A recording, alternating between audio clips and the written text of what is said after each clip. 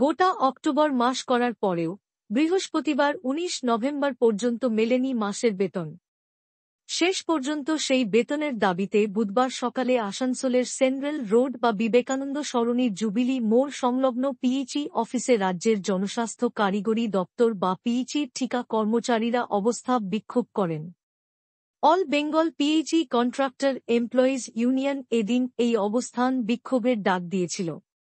এদিনের আন্দোলন প্রসঙ্গে ইউনিয়নের সেক্রেটারি বন্দনা রায় বলেন, আমরা বেশ কয়েক মাস ধরে নিয়মিত বেতন পাচ্ছি না। অক্টোবর মাসে আমরা কাজ করি, কিন্তু ৩১ অক্টোবর শেষ হওয়ার পরে মাসের বেতন পাইনি। যখন আমরা আমাদের ঠিকাদারের কাছে বেতন না পাওয়ার বিষয়ে অভিযোগ করি, তখন তাদের তরফে বলা হয় যে পিএইচই দপ্তর থেকে তারা টাকা পাননি, যে কারণে তারা বেতন দিতে পাচ্ছেন না। বন্দনা দেবী বলেন, আমাদের মাসিক বেতন ঠিক সময়ে দেওয়ার কথা, কিন্তু বর্তমানে আমাদের বেতন আটকে রাখা হচ্ছে। আমরা প্রতি ২-৩ মাসে একবার মাসিক বেতন পাই, যার ফলে আমাদের আর্থিকভাবে মারাত্মক ক্ষতি হচ্ছে। আমরা এই অন্যায় সহ্য করব না। তিনি দাবি করেন যে তাদের মাসিক বেতন প্রতি মাসে দেওয়া হোক। আমরা এর আগেও বেশ কয়েকবার অফিসের সামনে বিক্ষোভ করেছি, কিন্তু প্রতিবারই কেবল আশ্বাস পেয়েছি।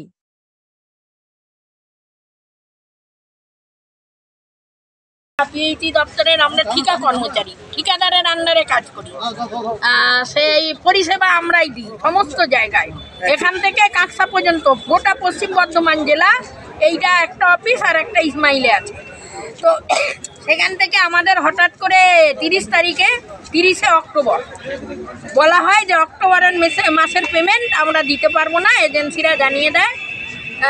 তখন আমরা অফিসে আসি, তখন সাহেবরা আমাদের জানায় যে এজেন্সিদেরকে আমরা টাকা দিতে পারিনি, এজেন্সিরা পেমেন্ট করবে না।